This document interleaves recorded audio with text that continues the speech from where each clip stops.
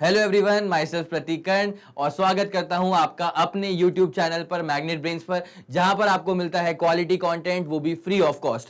तो अब हम आ चुके हैं अपने वर्क पावर एंड एनर्जी के अगले वाले कंटेंट के ऊपर, जिसका नाम है नेचर ऑफ वर्क। ठीक है, हमने वर्क को अच्छे से समझ लिया था, वर्क के सारे कंडीशन समझ चुके थे, यूनिट्स क्या होती हैं, ग्रेविटेशनल में क्या होती हैं, एब्सोल्यूट में क्या होती हैं, वो सारी चीजें हम डिफाइन कर चुके थे। और अब हमको पढ़ना है वर्क का नेचर, और डेप्थ में जा रहे हैं। और मैं आपको बता रहा हूं कि जितना हम डेप्थ में जाएंगे ना, तो अगर आपने पहले के लेक्चर्स मिस करे हैं या ढंग से नहीं देखा है तो आपको हल्की सी परेशानी आ सकती है। इसलिए मैं कह रहा हूं और बार बार कहता हूं कि पुराने लेक्चर्स को फिनिश अप करते रहना बहुत ज्यादा जरूरी है। ठीक है, अब आ रहे हैं नेचर ऑफ वर्क के ऊपर। तो नेचर ऑफ वर्क में सबसे पहले तो आपको यह समझना पड़ता है कि साइन कन्वेंशंस क्या होते हैं वर्क के लिए, और वर्क के पर्टिकुलर टाइप्स क्या क्या हो सकते हैं। यहां पे लिखा हुआ है कि although work done is a scalar quantity, क्योंकि मैंने बताया था आपको कि work is the scalar product. याद करो किन किन चीजों का स्केलर प्रोडक्ट होता है वर्क। अगर आपको ध्यान आ जाए तो work is defined as the scalar product of force and displacement. ठीक है, स्केलर प्रोडक्ट है मतलब डॉट मल्टीप्लीकेशन है, और डॉट मल्टीप्लीकेशन है मतलब जो अल्टीमेट आंसर आने वाला है that is going to be a scalar quantity. तो वर्क वैसा ही होता है, वर्क स्केलर क्वांटिटी होता है। ठीक है, और दो चीजों का होता है प्रोडक्ट, फोर्स का और डिस्प्लेसमेंट का। ठीक है, तो ये वाली बातचीत हम कर चुके थे। अब यहां पे लिखा हुआ है कि वैल्यू, इसकी जो वैल्यू होती है वो पॉजिटिव भी हो सकती है, निगेटिव भी हो सकती है और जीरो भी हो सकती है। वर्क की जो वैल्यू होती है वो पॉजिटिव भी पॉसिबल है, नेगेटिव भी पॉसिबल है और जीरो भी पॉसिबल है। तो वर्क प्लस कब आएगा, माइनस कब आएगा, जीरो कब आएगा, ये डिपेंड करने वाला है बहुत सारे फैक्टर्स के ऊपर। और वो फैक्टर्स क्या होंगे, उसके लिए पहले आपको समझना पड़ता है कि वर्क का बेसिक फॉर्मूला क्या होता है, फोर्स इंटू डिस्प्लेसमेंट। और मैंने बताया था अगर आप उस फॉर्मूले को एक्सपैंड कर देंगे, जैसे मैंने आपको लास्ट टाइम बताया था, अगर आपको ए डॉट बी चाहिए तो इसका फॉर्मूला क्या हो गया था, ए का मॉड्यूलस बी का modulus cos of angle between them. ठीक है, और इसी को अपन ने लिखा था ए डॉट बी। अब जरा गौर करिए, अगर मैंने वर्क को लिखा हुआ है एफ डॉट एस, तो वर्क का फॉर्मूला क्या हो जाएगा, मैंने लिखा हुआ था एफ डॉट एस, तो वो हो जाएगा F S cos theta, F S cos theta. ठीक है, तो वर्क का पॉजिटिव, नेगेटिव और जीरो होना ये डिपेंड करने वाला है इन तीन फैक्टर्स के ऊपर। और उसमें भी सबसे ज्यादा इंपॉर्टेंट जो फैक्टर है वो है कॉस थीटा वाला फैक्टर। कॉस थीटा वाला फैक्टर बहुत ज्यादा डोमिनेट करता है कि वर्क पॉजिटिव होगा, नेगेटिव होगा या जीरो होगा। हालांकि फोर्स और डिस्प्लेसमेंट भी मैटर करेंगे, लेकिन सबसे ज्यादा कौन मैटर करने वाला है, कॉस थीटा वाला कंपोनेंट। इसलिए आप देख रहे होंगे कि बगल में एक ग्राफ भी बना हुआ है। ठीक है, अब जो बायो वाले बच्चे होते हैं वो हल्का सा परेशान हो जाते हैं कि सर एक तो कॉस थीटा और साइन थीटा से पीछा छुड़वाने के लिए हमने बायो लिया, अब आप फिर से लेकर के आ गए। तो ज्यादा बड़ी बात नहीं है इसके अंदर, आपको टेंशन लेने की जरूरत नहीं है। ये एक हल्का सा ग्राफ है और कुछ नहीं है। ये ग्राफ को भी मैं पूरा पॉइंट टू पॉइंट स्टडी करवाऊंगा कि 0 पे ऐसी वैल्यू आ रही है, 90 पे क्या हो रहा है, 180 पे वैल्यू क्या आ रही है, ये पूरा का पूरा स्टडी करवाऊंगा। इतना आप समझ जाएंगे तो आपको वर्क में दिक्कत नहीं आएगी। ठीक है, तो वर्क पॉजिटिव भी हो सकता है, वर्क निगेटिव भी हो सकता है और वर्क जीरो भी हो सकता है। सबसे ज्यादा जो डिपेंडेंसी होती है वर्क की वो किसके ऊपर होती है, कॉस थीटा के ऊपर। यहां पे लिखा हुआ है the sign convention of work done depends majorly on the value of cos theta, जहां पे थीटा जो होता है वो एंगल होता है, किसके बीच का एंगल होता है। मैंने हमेशा बताया कि अगर फॉर्मूला ऐसा आता है एफ एस कॉस थीटा का, तो थीटा कौन सा एंगल होगा, फोर्स और डिस्प्लेसमेंट के बीच का। मैंने लास्ट टाइम एग्जांपल भी दिया था, हमारे पास एक बॉडी है, अगर हमने इस बॉडी के ऊपर एक फोर्स अप्लाई कर दिया, मान लीजिए ऐसा, अगर हमने इस बॉडी पे फोर्स अप्लाई कर दिया एफ अमाउंट का, और बॉडी में डिस्प्लेसमेंट अगर आ गया और कुछ समय के बाद बॉडी हमको दिखाई दे रही है मान लीजिए यहां पर, तो यहां पर जो बॉडी का डिस्प्लेसमेंट आया था वो कितने का आया था, एस के अमाउंट का आया था। फोर्स में और डिस्प्लेसमेंट में जो एंगल बन रहा है दिस एंगल इज थीटा, और यही थीटा यहां पे यूज हो जाता है। ठीक है, और वो कॉस का कंपोनेंट आ रहा है, कॉस थीटा आ रहा है, इसलिए यहां पे सपोर्ट के लिए एक ग्राफ भी दे करके रखा हुआ है कॉस थीटा का, इसको मैं स्टडी करवाऊंगा। तो अभी आपके समझने के लिए चीज क्या आ चुकी है, वर्क का formula F S cos theta, work positive भी हो सकता है, नेगेटिव भी हो सकता है, जीरो भी हो सकता है। वर्क का प्लस होना, माइनस होना या जीरो होना ये मेजरली किसके ऊपर डिपेंड कर रहा है, कॉस थीटा की वैल्यू के ऊपर डिपेंड कर रहा है। ठीक है, ये बात आप समझ गए होंगे। और आपको वापस से सपोर्ट करवाने के लिए वर्क का फॉर्मूला यहां पे लिखा हुआ है, work is equal to force into displacement into cos theta. हर एक टर्म को तरीके से देखते हुए चलना है। ठीक है, ये इसकी कहानी होती है। ठीक है, अब मैं आपको जरा सा लेकर के आता हूं कि कॉस थीटा कैसे चीजों को मैनिपुलेट करने वाला है। तो नेचर ऑफ वर्क डन जो क्लासिफिकेशन है, पॉजिटिव भी है, नेगेटिव भी है, जीरो भी है, ये किसके ऊपर डिपेंड कर रहा है? ये डिपेंड कर रहा है कॉस थीटा के ऊपर।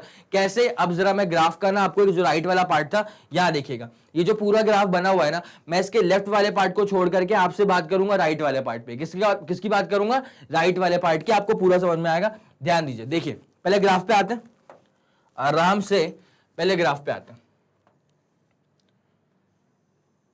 एक्स एक्सिस वाई एक्सिस जानते ही हम, ठीक है। अब यहां पे ना एक सुंदर सा कलर लेकर के जरा कहानी को आगे बढ़ाया जाए। ये बनता है बेटा ग्राफ, है ना, और ये जो ग्राफ बन रहा है, ये ग्राफ बन रहा है कॉस थीटा का, ठीक है। अब यहां की सारी वैल्यूज जरा चेक कर लेते हैं, वैल्यूज की आपकी मार्किंग कर देते हैं एकदम शानदार तरह से।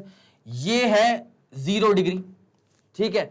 ये आप देख रहे हैं ये क्वाड्रेंट बन रहा है। जब एक पूरा सर्कल बनता है, यहां ध्यान दो, जब एक पूरा सर्कल बनता है, अगर मैं इसको 4 हिस्से में बांट देता हूं तो आपको पता है ना, ये कितना हो गया? ये 0 हो गया। ये कितना हो गया? 90 हो गया। यहां पे कितना? 1 सेमी सर्कल खत्म हो रहा है, 180 हो गया। कितना हो गया? 270 हो गया। वापस कितना आ गया? 360 डिग्री 2 पाई पे आ गया, ठीक है। तो इसका ये जो क्वाड्रेंट वाला पार्ट है वो 90 डिग्री है, तो ये भी तो क्वाड्रेंट वाला पार्ट ही है, ये भी तो क्वाड्रेंट वाला पार्ट ही है। 2 मिनट जरा ध्यान दीजिएगा, एक बार वापस इसको ग्राफ को एक बार सेट कर लेते हैं।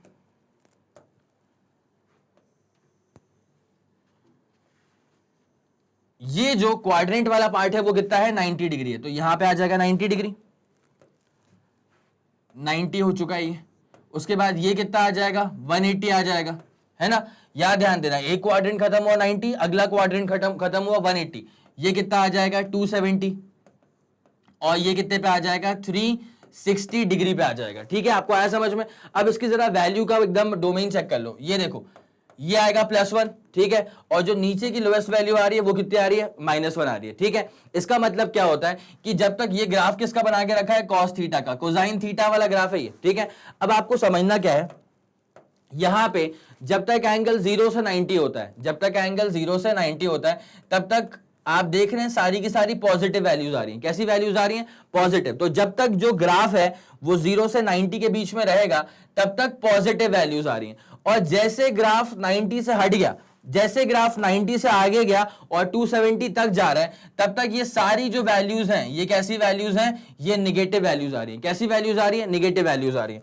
तो आपको यह समझना है कि कॉस थीटा वैल्यू पॉजिटिव कब बना के रहेगा? जब एंगल होगा 0 से 90 के बीच में, और जब अगर एंगल 90 से एक्सीड कर गया, 270 के बीच में चला गया, तब वो वैल्यू कैसी देना शुरू कर देगा? कॉस आपको निगेटिव वैल्यू। अब मैं कॉस की वैल्यू पे इतना फोकस क्यों कर रहा हूं? क्योंकि वर्क का फॉर्मूला होता है force into displacement into cos theta.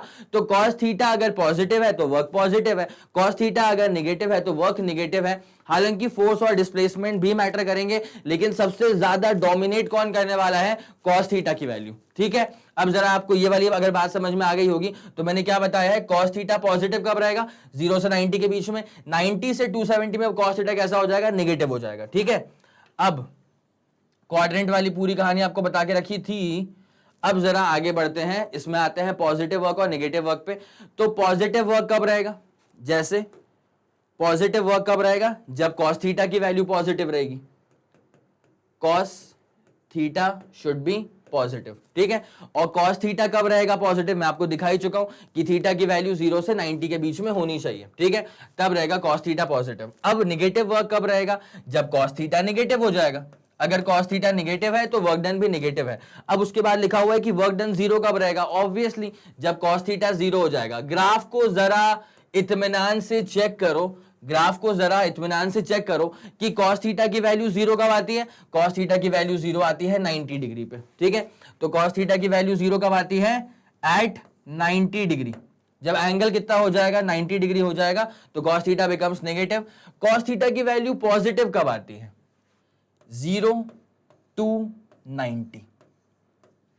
जब तक एंगल 0 से 90 के बीच में है, ये जो थीटा की वैल्यू है, जब तक थीटा वेरी करेगा 0 से 90 के बीच में, तो कॉस थीटा पॉजिटिव रहने वाला है।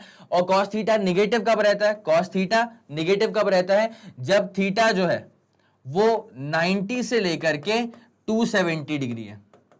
तब आपका जो cos थीटा है वो कैसा हो जाता है, निगेटिव हो जाता है। तो ये कहानी हो जाती है वर्क के पॉजिटिव होने की, निगेटिव होने की, जीरो होने की। सबका पूरा का पूरा कार्यक्रम डिपेंड किसके ऊपर कर रहा है, cos थीटा की वैल्यूज के ऊपर डिपेंड कर रहा है। ये हो गया नेचर ऑफ वर्क और इसका पूरा क्लासिफिकेशन। ठीक है, चले अब आपको लेकर के आते हैं, एक सेकेंड, ये अपने पास पूरा का पूरा ये वर्क डन का क्लासिफिकेशन हो गया, पॉजिटिव वर्क, नेगेटिव वर्क और जीरो वर्क। और यहां पे सबसे ज्यादा ध्यान आपको cos थीटा के ऊपर देना था, वो हमने बात कर ली। ठीक है, अब यहां पे आ रहे हैं work done by gravitational force in vertical motion. जब भी वर्टिकल मोशन होता है तो यहां पे ग्रेविटेशनल वर्क ने, ग्रेविटेशनल फोर्स ने क्या वर्क करा, ग्रेविटेशनल के द्वारा क्या वर्क हुआ, ये सब चीजें अपन को काउंटर करते हुए चलनी है। कई बार क्या होता है ना, मैं आपको बता रहा हूं, अगर एक ए वाली बॉडी ने बी वाली बॉडी पे फोर्स अप्लाई कर दिया तो ए वाली बॉडी ने बी वाली बॉडी पे क्या वर्क करा, ये निकालने को पूछ सकता है। इन टर्न बी वाली बॉडी ने ए वाली बॉडी पे क्या वर्क करा, ये भी निकालने के लिए पूछा जा सकता है। तो इसको आपको करना कैसे है, इसके लिए आपके दिमाग में एंगल का जो फंडा है वो बकायदा क्लियर होना चाहिए। वो मैं पूरा भी क्लियर करवाने वाला हूं। बस आपको एक प्री रिक्विजिट यहां पे चाहिए, आपको पता होना चाहिए कि ये जो ग्रेविटेशनल फोर्स नामक चीज यहां पे लिखी हुई है ये कौन सा फोर्स है। ठीक है, कई लोग यहां पे कंफ्यूज होते हैं कि सर ग्रेविटेशनल फोर्स और ग्रेविटी में कुछ अंतर है क्या। मैं आपको बता रहा हूं, सुनिए। ग्रेविटी क्या होता है, ग्रेविटी वो फोर्स होता है जो कि अर्थ अप्लाई करती है। ठीक है, अगर अर्थ किसी बॉडी पे कोई फोर्स अप्लाई कर रही है तो उस फोर्स को हम क्या बोलते हैं, ग्रेविटी बोलते हैं। और ग्रेविटेशन क्या होता है, ग्रेविटेशन होता है जमाने भर में किसी भी दो बॉडीज के बीच में काम करने वाला फोर्स, उसे हम कहते हैं ग्रेविटेशन। तो अभी आपसे बात चल रही है कि what is the work done by the gravitational force in the vertical motion, है ना। अब जरा आप ध्यान दीजिए, यहां से मान लीजिए ग्राउंड लेवल है, इसको मान लेते हैं हम ग्राउंड लेवल। ठीक है, ग्राउंड लेवल से हमने एक बॉडी को फेंका ऊपर की तरफ, ग्राउंड लेवल से हमने एक बॉडी को फेंका ऊपर की तरफ, तो इसको मैं मान लेता हूं 0.0, इसको हम मान लेते हैं 0.0 से ये बॉडी पहुंच गई है मैक्सिमम हाइट तक। ठीक है, इसको बोल देंगे पॉइंट P। और उसके बाद बॉडी जब जमीन पे गिर रही है तो इस पॉइंट को अपन नाम दे देंगे Z वाला पॉइंट। ठीक है, तो आपको ध्यान क्या देना है कि जब O से लेकर के P तक का मोशन हो रहा है तो बॉडी इज गोइंग अपवर्ड्स, है ना। और जब P से लेकर के Z तक का मोशन हो रहा है तो body is going downwards. Clear आपको इतना। अब यहां पे एक बात और ध्यान रखिएगा, नीचे की तरफ काम करेगा एक्सेलरेशन ड्यू टू ग्रेविटी। क्या काम करेगा, एक्सेलरेशन ड्यू टू ग्रेविटी। अब एक्सेलरेशन क्या होता है, जब भी आप कभी किसी बॉडी पे फोर्स अप्लाई करते हैं तो उस बॉडी में वेलोसिटी का चेंज आता है और उस वेलोसिटी के चेंज को हम कहते हैं एक्सेलरेशन। जो मैंने कहा वापस सोच के देखो, अगर हम कभी किसी बॉडी पे फोर्स अप्लाई करते हैं तो उस बॉडी की वेलोसिटी चेंज हो जाती है और वेलोसिटी में आने वाले चेंज को हम कहते हैं एक्सेलरेशन। ठीक है, अब जैसे अगर मैंने कभी किसी बॉडी को ऊपर की तरफ फेंका, समझ रहे हो मेरी बात, अगर मैंने कभी किसी बॉडी को ऊपर की तरफ फेंका तो यहां पे अप्लाइड फोर्स का डायरेक्शन क्या है। अब जो बोल रहा हूं इस पे दिमाग को बिठा के रखो, चिपका के रखो। अगर मैंने कभी किसी बॉडी को ऊपर की तरफ फेंका तो यहां पे अप्लाइड फोर्स की डायरेक्शन क्या है, वर्टिकली अपवर्ड्स। लेकिन सेम टाइम पे जब बॉडी ऊपर की तरफ जा रही है तब ग्रेविटी कहां काम कर रही है, ग्रेविटी नीचे काम कर रही है। आया आपको समझ।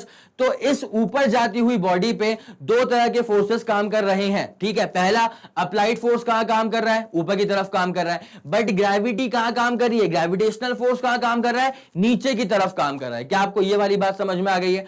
फोर्स का डायरेक्शन मैं इसलिए बता रहा हूं एम्फेसाइज कर करके, क्योंकि फोर्स के द्वारा ही तो वर्क होता है। बिना फोर्स अप्लाई करे क्या आप वर्क कर सकते हैं, नहीं कर सकते हैं। इसलिए मैं बता रहा हूं, ऊपर गई बॉडी, अप्लाइड फोर्स ऊपर, ग्रेविटेशनल फोर्स नीचे। ग्रेविटेशनल फोर्स तो नीचे ही काम करेगा ना, अर्थ का है, ग्रेविटी की बात कर रहा हूं। ठीक है, तो ये वाली बात आप समझ जाइएगा। जब बॉडी, अगर बॉडी ऊपर की तरफ जा रही है तब भी यहां पे acceleration due to gravity, acceleration due to gravity is acting vertically downwards only. ठीक है, और एक्सेलरेशन ड्यू टू ग्रेविटी को आप जानते हैं, आप जी कहते हैं। क्या कहते हैं, जी। और इस जी की वैल्यू क्या होती है, 9.8 मीटर पर सेकेंड स्क्वायर। जी की वैल्यू क्या होती है, 9.8 मीटर पर सेकेंड स्क्वायर। तो आई गेस आप इस वाली बात को समझ चुके होंगे, एक्सेलरेशन ड्यू टू ग्रेविटी को। क्योंकि अगर हम कभी किसी बॉडी पे फोर्स अप्लाई करते हैं तो उस बॉडी में एक्सेलरेशन तो होता है। अगर वो फोर्स अर्थ ने अप्लाई करा है तो उस एक्सेलरेशन को हम कहते हैं एक्सेलरेशन ड्यू टू ग्रेविटी। तो अभी जो वर्टिकल मोशन वाला केस है ना, इसको मैं आपको बता रहा हूं थोड़ा सा अलग से। ठीक है, चलें इसको आपको बता रहा हूं हल्का सा अलग से लेते हैं स्लाइड। चलिए 2 मिनट, ब्लैक ले लेते हैं। ठीक है, कलर सही लगेगा। अब जरा ध्यान देते हुए चलेगा, किसी बॉडी को ऊपर की तरफ फेंक दिया है, ठीक है, तो पहले ग्राउंड ले लेते हैं, ध्यान दीजिए, ये लिया हमने ग्राउंड, ठीक है, और एक बॉडी है जिस बॉडी को हमने फेंका है ऊपर की तरफ, ठीक है, तो let's suppose this is the body, और इस बॉडी को हमने फेंका ऐसे ऊपर की तरफ, तो बॉडी वेंट लाइक दिस यहां तक, ठीक है, ये वाला पॉइंट बड़ा इंपॉर्टेंट पॉइंट है, ये पॉइंट मैक्सिमम हाइट पे आ रहा है, उसके बाद फिर बॉडी गिर जाएगी ऐसे नीचे करके, ठीक है, तो कुछ समय के बाद बॉडी हमको दिखाई देने वाली है यहां पर, ठीक है, so this is going to be the final position of the body.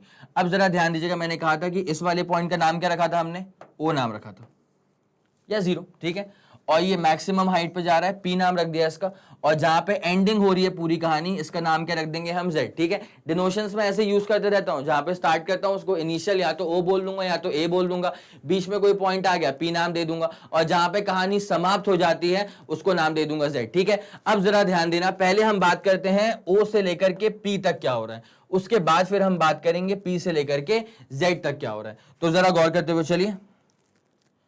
Okay, तो पहले हम देख रहे हैं ओ से लेकर के पी तक क्या होता है बेटा। यहां पर आप जरा गौर करिए, अप्लाइड फोर्स कहां पर है, ऊपर की तरफ है, क्योंकि बॉडी अपने आप तो ऊपर खिंच नहीं गई होगी, उस बॉडी पे किसी ने फोर्स अप्लाई करा होगा ऊपर की तरफ। तो जब किसी बॉडी पे, जब इस बॉडी पर फोर्स अप्लाई हुआ है ऊपर की तरफ, ये डायरेक्शन हो गई फोर्स की। दूसरा, ये बॉडी जहां का आ रही है, ये बॉडी ऊपर ही जा रही है, तो जब फोर्स भी ऊपर ही है, डिस्प्लेसमेंट भी ऊपर ही है, तो कितना एंगल हो गया, सोच के देखो। मैं एंगल की बात क्यों कर रहा हूं, बिकॉज मैं वर्क निकालने वाला हूं, और वर्क का फॉर्मूला क्या होता है, force into displacement into cos theta. तो यहां पर जब फोर्स भी ऊपर की तरफ है, डिस्प्लेसमेंट भी ऊपर की तरफ है, दोनों में कितना एंगल है, जीरो। कितना एंगल है, जीरो। और जब एंगल जीरो हो चुका है इसके बीच में, तो कॉस जीरो की वैल्यू क्या होती है, +1। तो वर्क कैसा आएगा, +1। वापस दिखाता हूं तुमको, ओ से लेकर के पी तक की बात कर रहा हूं, ठीक है। जब ओ से पी तक की बात हो रही है, तो यहां पर जरा गौर करना, अप्लाइड फोर्स का है, ये किस फोर्स की बात कर रहा हूं, अप्लाइड फोर्स की। अप्लाइड फोर्स कहां है, ऊपर की तरफ है, ठीक है। और जरा गौर करना, बॉडी जा कहां रही है, बॉडी ऊपर जा रही है, तो बॉडी में डिस्प्लेसमेंट भी कहां हो रहा है, ऊपर की तरफ हो रहा है। तो बॉडी का डिस्प्लेसमेंट एस जो है वो भी कहां पर है, ऊपर की तरफ है।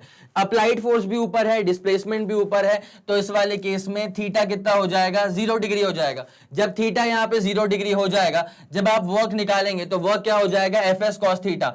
कौन सा फोर्स लेंगे, यहां पे मैं अप्लाइड फोर्स की बात कर रहा हूं, किसकी बात कर रहा हूं, अप्लाइड फोर्स की बात कर रहा हूं। अप्लाइड फोर्स लेंगे, उसके बाद डिस्प्लेसमेंट होगा एस के बराबर। अब यहां पे कॉस जीरो की वैल्यू क्या होती है, +1।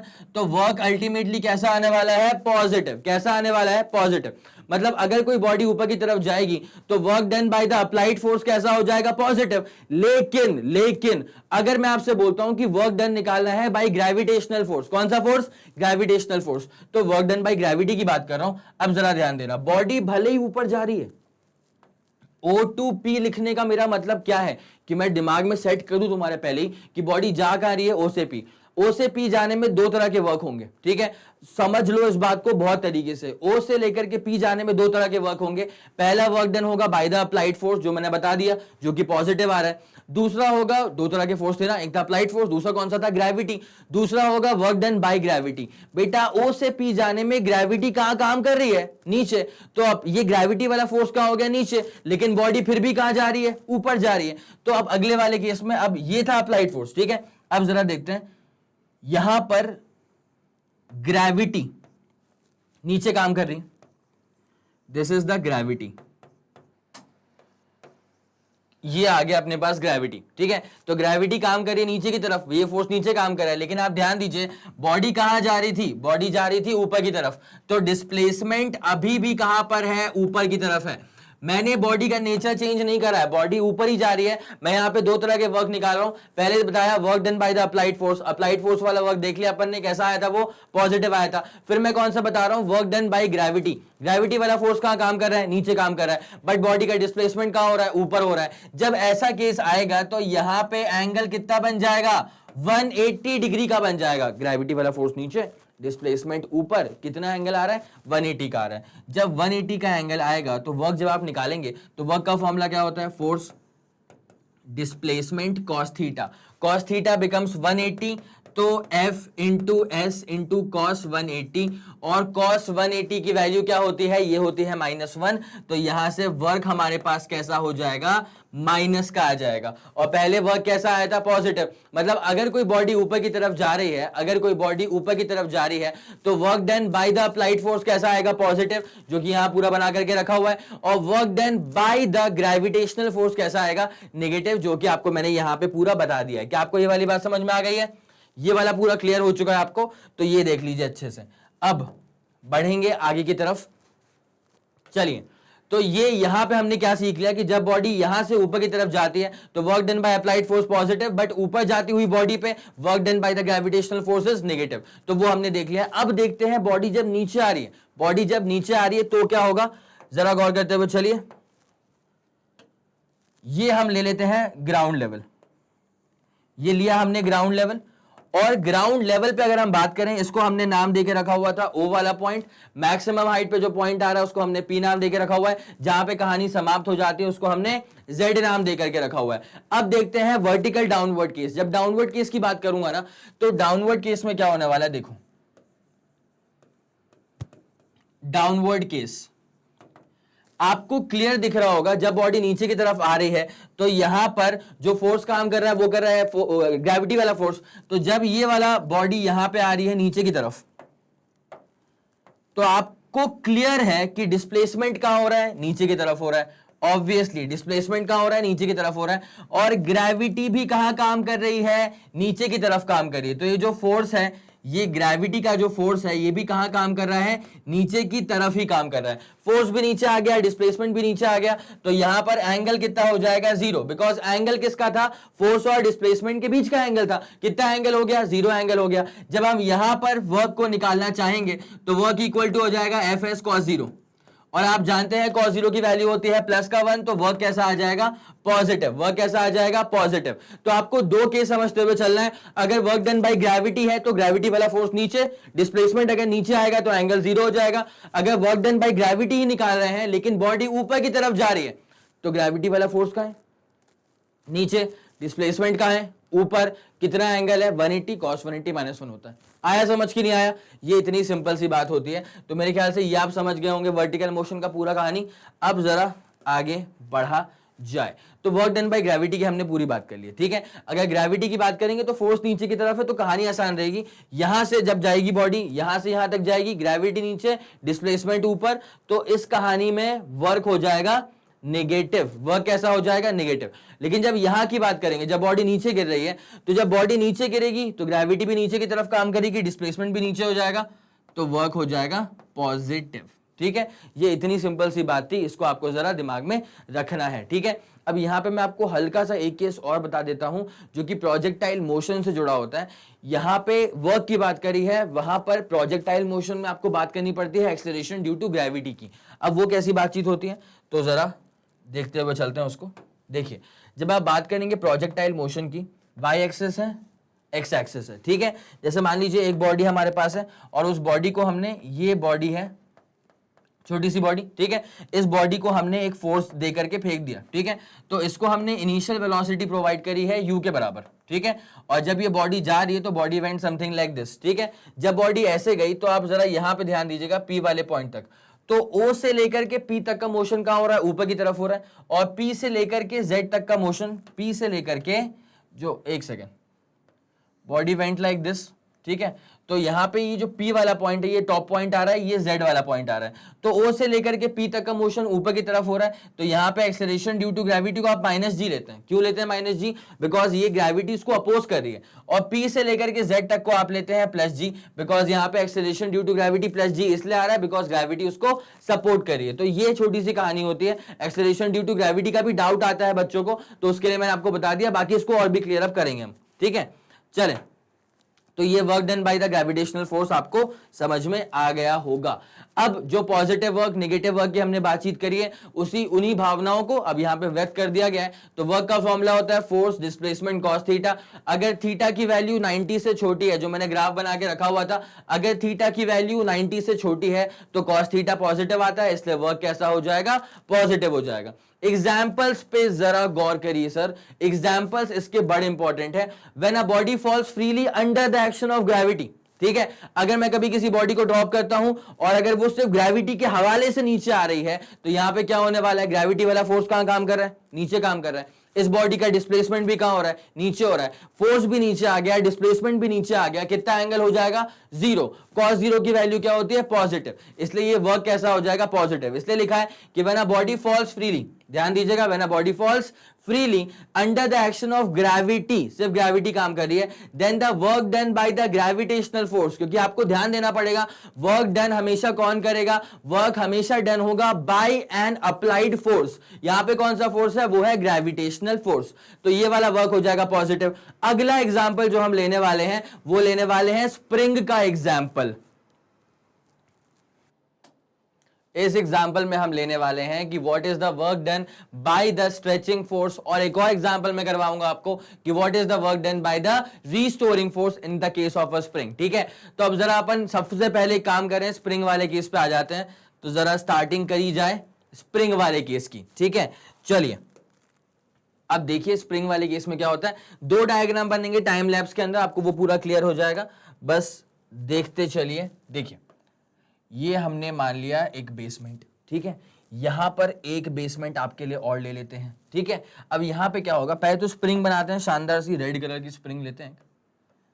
1 2 3 4 5 6 7 8, यहां पर एक बॉडी है, बॉडी है, इसका मास होगा m के बराबर। अब जो भी है ये रेस्ट कंडीशन में है, ये है एकदम रेस्ट कंडीशन, रेस्ट है, एकदम स्टेबल है, मतलब इस पर अभी मैंने कोई फोर्स अप्लाई करके नहीं रखा हुआ है। ठीक है, फोर्स अप्लाई करने की बारी आती है अब। ठीक है, लाइन थोड़ी सी बड़ी कर लेते हैं क्योंकि हम इसको खींचने वाले हैं जरा सा।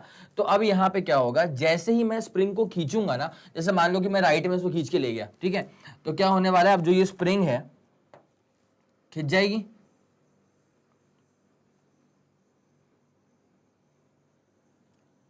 आप समझ पा रहे होंगे मेरे ख्याल से। जब ये स्प्रिंग ऐसे खींच चुकी है तो अब देखना यहां पे हुआ क्या है, ये था इसका नॉर्मल पोजीशन, ये था इसका नॉर्मल पोजीशन।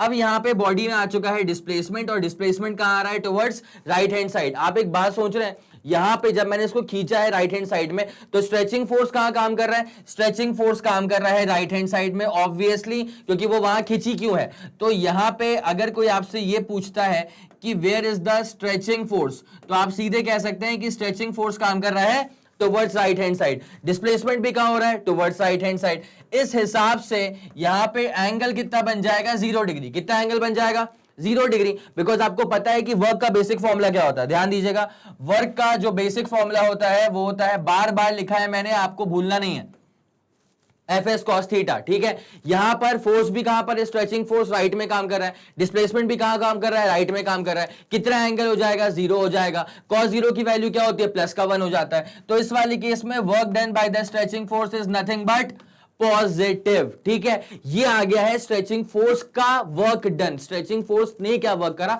ये हमने निकाल लिया है। अब सेम केस में एक और चीज निकाली जा सकती है कि what is the work done by the restoring force. अब ये नया शब्द क्या आ गया सर, तो ये रीस्टोरिंग फोर्स क्या होगा, जरा गौर करना है। ऐसे मान लेना एग्जांपल, हमारे पास मान ले कि रबर बैंड है, ठीक है भाई, रबर बैंड को जब हम छोड़ते हैं तो चिपक जाती है बहुत तेज। अब ऐसा क्या हो रहा है, देखो जैसे मैंने रबर बैंड को खींचा, समझ पा रहे हो उस बात को, ये रबर बैंड था, जैसे रबर बैंड को मैंने खींचा तो यहां पे स्ट्रेचिंग फोर्स कहां काम कर रहा है, इस तरफ काम कर रहा है। ठीक है, लेकिन एक बात है, जब मैं इसको छोड़ूंगा ना तो ये वापस से रीस्टोर होके फट से यहां चिपक जाएगा, मतलब इसके अंदर एक और अंदर से फोर्स काम कर रहा होता है, उस फोर्स को हम कहते हैं रीस्टोरिंग फोर्स। रीस्टोरिंग फोर्स एक ऐसा फोर्स होता है जो किसी बॉडी को अपने चेंज पोजीशन से वापस से मेन पोजीशन में लाने के लिए रिस्पॉन्सिबल होता है, ठीक है। तो उसको अपन कहते हैं यहां पे कंप्रेसिव फोर्स भी कह सकते हैं उसको, और ये रिस्टोरिंग फोर्स तो है ही, ठीक है। अब ये था स्ट्रेचिंग फोर्स वाला एग्जांपल, ये वर्क डन देख लिया। हम अब देखने वाले हैं कि what will be the work done by the restoring force, ठीक है। अब इसको चाहो तो स्क्रीनशॉट ले लो, लेकिन ये है बड़ी इंपॉर्टेंट चीज, ठीक है। अब आगे बढ़ा जाएगा, अब देखने वाले हैं कि what is the work done by the restoring force. तो जैसे मान लीजिए केस ले लेते हैं पूरा, ये स्प्रिंग है 1 2 3 4 5 6 7 8, ठीक है। और ये हमारे पास एक बॉडी है, ये रही बॉडी, ठीक है। अब क्या करने वाले हैं, इसको हमने स्ट्रेच ही कर देते हैं, पहले आराम से इसको स्ट्रेच कर लेते हैं। तो अगर हम इसको स्ट्रेच करेंगे तो बॉडी मान लो यहां तक आ जाएगी, बॉडी मान लो यहां तक आ जाएगी, ठीक है। तो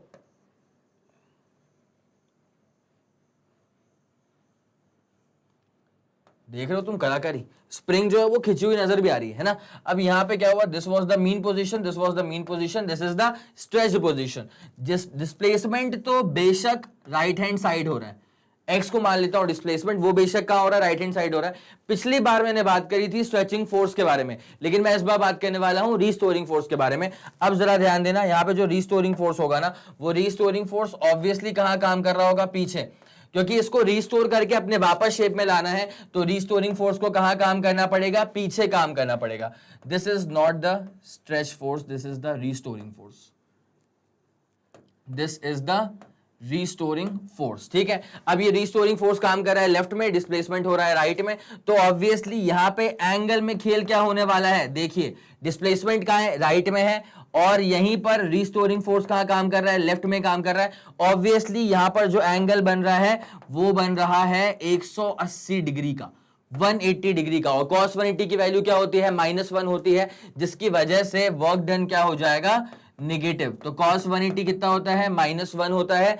therefore work done by the restoring force in the case of a spring becomes negative. क्या आपको ये वाली बात पूरी समझ में आ गई है? तो आपको स्ट्रेचिंग फोर्स का फंडा भी बता दिया, स्ट्रेचिंग फोर्स की वजह से क्या वर्क होगा वो बता दिया, उसके बाद रिस्टोरिंग फोर्स की वजह से क्या वर्क होगा, पॉजिटिव नेगेटिव, वो सब बता दिया आपको, ठीक है। साइन कन्वेंशन की ही तो बात कर रहे थे। चले, तो ये कहानी आपकी हो जाती है नेगेटिव वर्क और पॉजिटिव वर्क की, स्ट्रेच और रिस्टोरिंग फोर्स की वजह से in the case of a spring, ठीक है। ये कहानी आपको बता दी है। अब ये रहा स्प्रिंग वाला केस जो कि मैंने बता के रखा हुआ है। ये जो है ना, ये वाला पॉइंट रेस्ट पर है, ध्यान दीजिएगा। ये आदमी मूव नहीं कर रहा है, ठीक है, तो ये एक फिक्स सपोर्ट दे रहा है, लेकिन ये वाला आदमी मूव कर रहा है ना, ये स्प्रिंग को लेकर के मूव कर रहा है। तो आप देख पा रहे हैं कि यहां पर ना डिस्प्लेसमेंट कहां हो रहा है, राइट में हो रहा है। डिस्प्लेसमेंट कहां पर हो रहा है, यहां पे राइट में हो रहा है। और आप अगर बात समझें तो स्ट्रेच फोर्स भी कहां पे काम कर रहा है, राइट में काम कर रहा है। तो स्ट्रेचिंग फोर्स राइट में काम कर जाएगा। अगर स्ट्रेचिंग फोर्स का वर्क निकालोगे तो पॉजिटिव, बिकॉज सेम डायरेक्शन, लेकिन यहां पर एक रिस्टोरिंग फोर्स काम कर रहा होगा पीछे की तरफ, ठीक है। तो यहां पर जो रिस्टोरिंग फोर्स है पीछे काम कर रहा होगा, उसके लिहाज से अगर बात की जाए तो एंगल बिकम्स 180 डिग्री। तो ये वाली कहानी थी स्प्रिंग वाले केस की, ठीक है। अब जरा आगे बढ़ते हैं, इसमें आगे देखते हैं क्या क्या चीजें नेचर ऑफ वर्क में। अब यहां पे एक और चीज आ चुका है कि जब एक लॉन रोलर को एक इंसान मूव करवाता है तो उसका वर्क का नेचर कैसा होता है। देखिएगा, मैंने आपको बताया था साइन कन्वेंशन 3 तरह के होने वाले हैं, पॉजिटिव, नेगेटिव और तीसरा वाला तो जीरो वर्क होता है। और मैंने कहा था कि वर्क का पॉजिटिव होना, नेगेटिव होना या जीरो होना, ये बहुत ज्यादा तौर पे डोमिनेट कौन करता है, कॉस थीटा। अगर कॉस थीटा जीरो है, वर्क जीरो है, कॉस थीटा पॉजिटिव है, वर्क पॉजिटिव है, कॉस थीटा नेगेटिव है, वर्क नेगेटिव है। अब यहां पे क्या लिखा हुआ जरा पढ़ लेते हैं इसको अच्छे से। व्हेन अ लॉन रोलर, इसको बोलते हैं लॉन रोलर, ये रहा लॉन रोलर, ठीक है। जो गली मोहल्ले में लोग खेलते हैं क्रिकेट, अगर आपके मोहल्ले में एक पार्क है तो वहां पे ये लोग बहुत यूज करना पड़ता है पिच बनाने के लिए, ठीक है, ये हमको पता है। तो when a lawn roller is pulled bye applying a force along the handle, जब एक लॉन रोलर को हम पुल करते हैं और यहां पे हम एक फोर्स अप्लाई करते हैं, तो इसकी वजह से ये जो फोर्स हो रहा है इसका जरा एंगल चेक करना पड़ेगा आपको। पहली बात तो हैंडल पे लग रहा है फोर्स, वो तो खैर लाजमी सी बात है। अगर आप यहां पे गौर करें ना तो ये है डायरेक्शन ऑफ अप्लाइड फोर्स, ये है डायरेक्शन ऑफ अप्लाइड फोर्स। और आपको पता है कि इसका अल्टीमेट डिस्प्लेसमेंट क्या होने वाला है, अल्टीमेट डिस्प्लेसमेंट की जो डायरेक्शन होने वाली है वो रहने वाली है इस तरफ, ये रहा डिस्प्लेसमेंट का डायरेक्शन, ठीक है। और यहां पर अगर आप एंगल के बारे में समझें तो एंगल यहां पे बन रहा है 90 से छोटा एंगल, और अगर एंगल आपका 90 से छोटा होता है तो उसे ही कहा जाता है अक्यूट एंगल। तो जब एक लॉन रोलर को हम पुल कर रहे हैं तो यहां पे कायदे से जो एंगल बन रहा है this is a acute angle, क्योंकि थीटा जो है 0 से बड़ा है बट 90 डिग्री से छोटा है, तो ये कंडीशन बैठ जाती है अक्यूट एंगल के लिए। समझ गए आप इस बात को। अब जब एक लॉन रोलर को हम पुल करते हैं by applying a force along the handle at an acute angle, then the work done by the applied force is positive, और पॉजिटिव होना ही होना था, क्योंकि मैंने बताया था कि अगर एंगल रहेगा 0 से 90 के बीच में तो यहीं पर cos थीटा की जो वैल्यू है वो आ जाती है पॉजिटिव, और अगर cos थीटा पॉजिटिव हो रहा है तो वर्क डन ऑब्वियसली कैसा रहने वाला है, पॉजिटिव रहने वाला है, ठीक है। ये बात आपको समझ में आ गई होगी। तो ये वर्क डन वाला केस हो जाता है कि पॉजिटिव कैसे होगा ये आपको बता दिया। अब अगला एग्जांपल देखिएगा, ये वाला एग्जांपल हल्का सा आपको याद दिलाएगा थर्मोडायनेमिक्स की। थर्मोडायनेमिक्स 11th का पार्ट है, और ये पार्ट केमिस्ट्री में भी देखने को मिलता है और फिजिक्स में भी देखने को मिल जाता है आपको, ठीक है। Assume that a gas is filled in a cylinder, एक सिलेंडर है उसमें गैस भरा हुआ है और उसको अपन ने फिट करके रखा है by a movable piston. Injection में होता है ना पिस्टन, तो वैसा ही एक मूवेबल पिस्टन है। If the gas is allowed to expand, अगर आपने गैस को अलाउ कर दिया है कि वो एक्सपैंड हो जाए, बेटा यहां एक बहुत मस्त बात होने वाली है, जब गैस एक्सपैंड हो रहा होगा ना तो वो एक जबरदस्त तरह का फोर्स अप्लाई कर रहा होगा पिस्टन के ऊपर। आप समझ रहे हैं इस बात को, जैसे वो गैस एक्सपैंड हो रही होगी तो वो एक जबरदस्त फोर्स अप्लाई कर रही होगी पिस्टन के ऊपर, और यहां पे क्या होने वाला है, एक्सपैंड तो हो रही है, ठीक है। Work done by the gas is positive, यहां पे भैया work done by the gas को ले लिया है पॉजिटिव। आपको दिमाग में सेट हो जाना चाहिए, मैंने बोल दिया है बार बार, वर्क पॉजिटिव तब जब cos theta positive, work negative तब जब cos theta negative, work zero तब जब cos थीटा जीरो। अब यहां पे लिखा हुआ है now the work done by the gas is taken as positive. अब उसका रीजन भी बताया हुआ है, आपके लिए अधूरा कुछ नहीं छोड़ा, ठीक है। Because the gaseous force and the displacement of piston are in the same direction। अगर गैस का अप्लाइड फोर्स और डिस्प्लेसमेंट, पिस्टन का डिस्प्लेसमेंट सेम डायरेक्शन में होगा तो यहां पे क्या होता है, वर्क का फॉर्मूला होता है Fs cos थीटा, थीटा होता है फोर्स और डिस्प्लेसमेंट के बीच का एंगल, गैसियस फोर्स ऊपर की तरफ, डिस्प्लेसमेंट ऊपर की तरफ, कितना एंगल, जीरो, cos जीरो कैसा, पॉजिटिव, तो वर्क कैसा, पॉजिटिव, ठीक है। इसलिए यहां पे देके रखा है वर्क है पॉजिटिव, ठीक है। अब इसके लिए मैं आपको थोड़ा सा डायग्राम के सहारे एक बार बता देता हूं, ठीक है। तो आपको क्या है, जो भी परेशानी अगर आपकी आ भी रही होगी तो वो भी क्लियर हो जाएगी, ठीक है। जैसे मान लीजिए एक हमने ले लिया है बीकर, है ना, शानदार सा बीकर लिया है, बहुत अच्छी क्वालिटी का। अब क्वालिटी अच्छी इसलिए है क्योंकि अब जब गैस का प्रेशर बनेगा ना तो ये फटेगा नहीं, है ना, इसकी क्वालिटी अच्छी है। और ये क्या है, ये हमारे पास है मूवेबल पिस्टन, ये हमारे पास है मूवेबल पिस्टन, और ये है पिस्टन का हैंडल, ये है पिस्टन का हैंडल, ठीक है। अब अंदर है कोई सी गैस, गैस का कलर कुछ भी ले लेते हैं। अब ये है अंदर कोई सी भी गैस, है ना, ये पानी नहीं है, कोई सी भी गैस मान लेते हैं अपन, है ना। और अब क्या है, ये बहुत जबरदस्त तरह से प्रेशर अप्लाई कर रही है, ठीक है, गर्म हो गई होगी बहुत ज्यादा, तो ये बहुत जबरदस्त प्रेशर अप्लाई कर रही है ऊपर की तरफ। तो आप जरा गौर करिएगा इस पर अच्छे से, थोड़ा सा इसको क्या बड़ा बनाए थे, अब ये मूव भी तो करेगा ना ऊपर की तरफ, है ना। तो जब इसको अपन ने, ये गैस ने प्रेशर अप्लाई करा इसके ऊपर, तो यहां पे जो एक्सेसिव प्रेशर है उसका डायरेक्शन क्या हो जाएगा, ऊपर की तरफ। जो फोर्स काम करेगा वो कहां काम करेगा, ऊपर की तरफ। अच्छा, काफी लोग क्या करते हैं ना, फोर्स को और प्रेशर को वो डिस्टिंग्विश नहीं कर पाते, मेरी बात समझिएगा। आप हमेशा कभी किसी बॉडी पे फोर्स अप्लाई करेंगे, ठीक है, अब वो फोर्स जिस एरिया पे जाके काम करेगा वो वहां प्रेशर डेवलप करेगा। क्या डेवलप करेगा, प्रेशर। इस बात को ध्यान रखिएगा, आप हमेशा किसी बॉडी पे फोर्स अप्लाई करते हैं और वो फोर्स जब किसी एरिया पे काम करता है तो वो डेवलप क्या करता है, वो प्रेशर डेवलप करता है, ठीक है। तो pressure is defined as force acting per unit area, force upon area, हर चीज को देखते हुए चलेंगे। तो यहां पे फोर्स अप्लाई हो गया और एरिया किसका लेना पड़ेगा, पिस्टन का। जैसे ये इसको धक्का मारेगा ऊपर की तरफ तो आपको पता है ये तो हो गया भैया अप्लाइड फोर्स।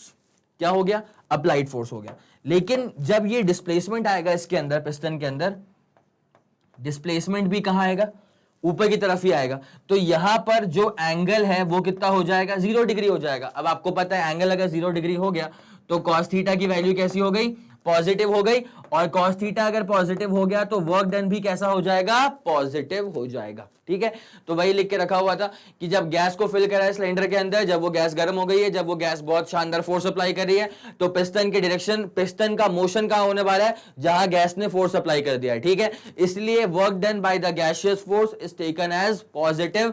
और दिमाग में एक बात छाप लो कि work is always done by a force, बिना फोर्स के वर्क डन नहीं होता है। ठीक है, चलिए ये आपका नेचर ऑफ वर्क का पॉजिटिव वर्क की बातचीत है ना। अब यहां पे एक छोटा सा अपन एग्जांपल ले लेते हैं। मैंने पहले भी कहा था आपको कि अगर सवाल में कोई चीज गिवन नहीं है, पूछनी मतलब काम की नहीं है। ठीक है, तो यहां पे आप कई लोग सोच सकते हैं, ये जरा क्वेश्चन देखिए एक बार इत्मीनान से, सवाल पढ़िए। सवाल में क्या लिखा होगा, अ फोर्स ऑफ 20 न्यूटन। ठीक है, फोर्स की यूनिट क्या होती है, न्यूटन होती है। तो a force of 20 newton acts on the body and produces a displacement of 5 metre in the body. अच्छा, ऐसी बात है, फोर्स अप्लाई करा और बॉडी में डिस्प्लेसमेंट कितना हो गया, 5 मीटर का हो गया। अपन ने कहा ठीक है, बढ़िया, आगे बढ़ाओ। Find the work done by the applied force. ये आप समझ रहे हैं जो लिखा हुआ है ना, find the work done by the applied force. मैंने पहले भी कहा था बिना फोर्स अप्लाई करे वर्क डन नहीं होता। अब जिन लोगों ने पुराने सेशंस देखे हैं मेरे, उनको पता होगा मैंने एक स्ट्रैटेजी में एक पार्ट डिस्कस किया था, अप्रोच फॉर न्यूमेरिकल्स। मैंने उसमें कहा था कि न्यूमेरिकल्स को बच्चे डिकोड नहीं कर पाते हैं और इसलिए वो उनसे बनता नहीं है। अब उनको डिकोड करने के लिए मैंने एक कहानी सुनाई थी, गिवन कंडीशन टू फाइंड। इसको लिख लो, कहीं नोट कर लो इसको, कि सर ने सिखाया एक कॉन्सेप्ट है, कॉन्सेप्ट ऑफ जीसीटी। ठीक है, तो सवाल पे आ रहा हूं, 2 मिनट देना, बस एक बार ना तुमको ये बता दें कि ये जो गिवन कंडीशन टू फाइंड है वो काम कैसे करता है। ठीक है, तो देखो सबसे पहले सवाल में ये निकाल लीजिए, 2 मिनट, सवाल में सबसे पहले ये निकाल लीजिए कि गिवन क्या है। ठीक है, उसके बाद फिर आप सवाल में आ जाइए कि सवाल में कंडीशन क्या है ना। और आखिरी चीज होता है कि सवाल में निकालना क्या है, टू फाइंड क्या है। ठीक है, ये सिखाया जाता है स्कूल में, लोग चिल्ला चिल्ला के मर जाते हैं कि गिवन लिखो, गिवन लिखो, गिवन लिखो। सच में लिखो, इससे क्या होता है, दिमाग में एक रोड मैप सेट हो जाता है। तो गिवन लिख लिया, अगर सवाल टफ होगा तो कुछ अच्छी खासी कंडीशन गिवन होगी, अगर सवाल सिंपल होगा तो सीधे गिवन होगा और कुछ फाइंड करने को बोला होगा, दैट्स इट। ठीक है, तो जीसीटी दिमाग में डाल लेना, गिवन कंडीशन टू फाइंड। ठीक है, अब मैं इसको यहां पे लिख देता हूं, उसके बाद फिर सवाल में आपके साथ आगे बढ़ते हैं कि हम इसको फॉलो कैसे करने वाले हैं, गिवन कंडीशन टू फाइंड। ठीक है, अब सवाल में ऐसा देके रखा हुआ है, गिवन में अपने को यहां पे गिवन है इन टोटल 3 चीजें। ठीक है, पहला गिवन है फोर्स। ठीक है, इसको मार्क कर लेना कि अच्छा, फोर्स गिवन है 20 न्यूटन। ठीक है, दूसरा गिवन है produces a displacement of 5 metre, इसको हमने मार्क कर लिया। ठीक है, 5 मीटर है। और उसके बाद एक काम करते हैं, इसको जरा अच्छे से मार्क कर लेते हैं, तो ये है फोर्स, है ना। ऑब्वियसली ये चीज क्या देके रखी है, ये फोर्स देके रखी है। उसके बाद जो 5 मीटर है ये क्या है, डिस्प्लेसमेंट है, ऑब्वियसली एस हो जाएगा। और गिवन क्या है कि यहाँ पे जो एंगल है ना, एंगल तो डायग्राम में ही गिवन है कि कितना एंगल है, 60 डिग्री का एंगल है। So this is the value of theta. अब यहां पे आपसे ये पूछा गया है कि find the work done by the applied force. Work निकालना है, नंबर कहां करते हैं, जब आप यूनिट लिख करके नहीं आते हैं। वर्क की यूनिट क्या होती है, जूल्स होती है। आपके दिमाग में सवाल आ सकता है कि सर वहां तो 4 यूनिट थी, एब्सोल्यूट के अंदर 2 थी, ग्रेविटेशनल के अंदर 2 थी। सबसे ज्यादा इंपॉर्टेंट होती है एब्सोल्यूट की एसआई यूनिट, उसको मार्क कर लेना। तो एसआई यूनिट क्या होती है, जूल्स होती है। मतलब वर्क का आंसर हमारा किसमें आएगा, जूल्स में आएगा। ठीक है, चलिए अब अपन निकाल देते हैं वर्क डन। ठीक है, तो अब कुछ लोग सोच लेते हैं कि सर यहां पे एक फॉर्मूला ये वाला अप्लाई करने वाले हैं क्या आप, W = F.S। मैंने बोला ये फॉर्मूला है तो सही, लेकिन यहां अप्लाई मत करना। ठीक है, क्यों अप्लाई मत करना, बिकॉज मैंने कहा था कि सवाल को सॉल्व करने के लिए ना, अगर कोई चीज गिवन नहीं है, पूछी नहीं है, मतलब काम की नहीं है। इस सवाल में वेक्टर रिप्रेजेंटेशन गिवन नहीं है, पूछा भी नहीं है, मतलब वो काम का नहीं है। तो सर अब कौन सा फॉर्मूला अप्लाई करेंगे, अब फॉर्मूला अप्लाई करेंगे Fs cos थीटा। और ये फॉर्मूला अप्लाई करना तो बनता है, क्यों बनता है, बिकॉज थीटा गिवन है ना। तो सर कैसे करेंगे इसको सॉल्व, अब देखिए आते हैं इसके सोल्यूशन पे। बड़ा सिंपल सा सोल्यूशन है। अब जरा गौर करिए, जैसे फोर्स अप्लाई करा तो बॉडी फिर मूव करके पहुंच जाएगी आगे की तरफ। ठीक है, तो एक बार जरा बना के दिखा देते हैं आप लोग को, क्या सामने डायग्राम बनता है ना जब, तो फील आ जाता है। तो ये वाली बॉडी है, इस पे फोर्स अप्लाई हो गया है, कितने का फोर्स अप्लाई कर दिया आपने, 20 न्यूटन का, गुड जॉब। उसके बाद बॉडी में आ गया डिस्प्लेसमेंट, तो बॉडी आगे बढ़ गई होगी, और बॉडी आगे बढ़ने के बाद कुछ समय के बाद बॉडी यहां दिखाई दे रही होगी। ठीक है, अब यहां पर डिस्प्लेसमेंट इज जस्ट 5 मीटर। अब आपको वर्क निकालना है, तो वर्क का फॉर्मूला क्या होता है, गौर करिएगा, वर्क का फॉर्मूला होता है F S cos theta. Work का फॉर्मूला हो जाएगा F into S into cos theta, ठीक है। अब देखिए, बस सिर्फ वैल्यूज पुट करते हुए चलिए। गिवन हमने समझ लिया, कंडीशन इस सवाल के अंदर इतनी कोई बड़ी कंडीशन गिवन थी नहीं, और उसके बाद टू फाइंड, जो फाइंड करना है वो तो वर्क फाइंड करना है, ठीक है। फोर्स कितना अप्लाई करा है, चेक करो 20, डिस्प्लेसमेंट कितना हो रहा है 5 मीटर्स, और उसके बाद कॉस थीटा, तो कॉस थीटा की वैल्यू क्या होती है, कॉस 60, ठीक है। इस सवाल में गिवन है कॉस 60 है, तो यहां पे हम क्या करेंगे, 20 इंटू 5 कितना आ चुका है अपने पास, 100 आ चुका है। उसके बाद cos 60 की वैल्यू कितनी आती है, 1/2 आती है। तो जैसे हम इसको सॉल्व करेंगे, इट बिकम्स 100/2, और 100/2 को सॉल्व करने पे आंसर कितना आता है, जस्ट 50 जूल्स, है ना। तो आपको ये समझते हुए चल रहे हैं कि आप अल्टीमेटली निकाल क्या रहे हैं, आप वर्क निकाल रहे हैं। क्या निकाल रहे हैं, वर्क निकाल रहे हैं, और वर्क की यूनिट क्या होती है, जूल्स के बराबर होती है। तो ये जो हमने सवाल सॉल्व करा है, ये वर्क क्या आ गया है, बेसिक डेफिनेशन के ऊपर। सही बात है, तो डेफिनेशन पर जो न्यूमेरिकल था वो अपन ने कर लिया है।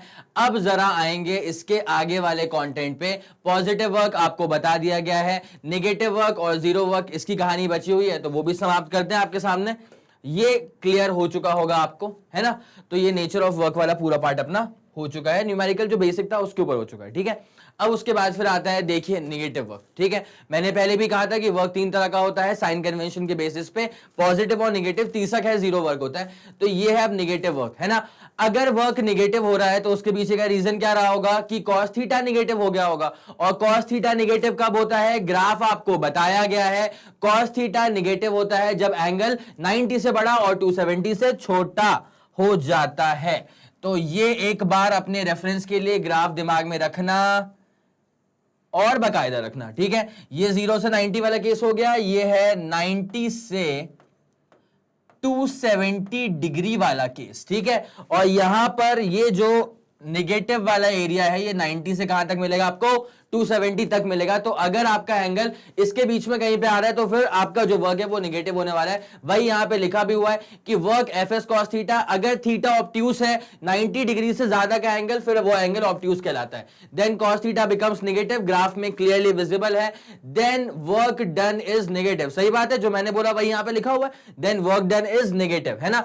अब जरा आप इस पर जरा ध्यान दीजिएगा, इस डायग्राम के ऊपर। यहां पर क्या हो रहा है, ये जो इंसान है ये इस बॉक्स को मूव करवाने का ट्राई कर रहा है। अप्लाइड फोर्स कहां लगा के रखा हुआ है, राइट हैंड साइड में, है ना।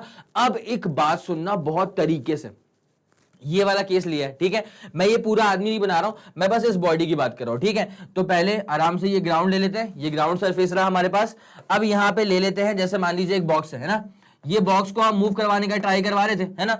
जैसे अब मैं इस बॉक्स को मूव करवाने का ट्राई कर रहा हूं, तो ऑब्वियसली जो मेरा अप्लाइड फोर्स है वो कहां पर है, राइट हैंड साइड में है। अप्लाइड फोर्स मेरा कहां पर है, राइट हैंड साइड में है। अब मान लीजिए डिस्प्लेसमेंट भी कहां पर हो गया, राइट हैंड साइड में। कुछ समय के बाद बॉडी मुझे दिखाई दे रही है राइट हैंड साइड में, तो इसका डिस्प्लेसमेंट भी कहां पर हो गया है, राइट में।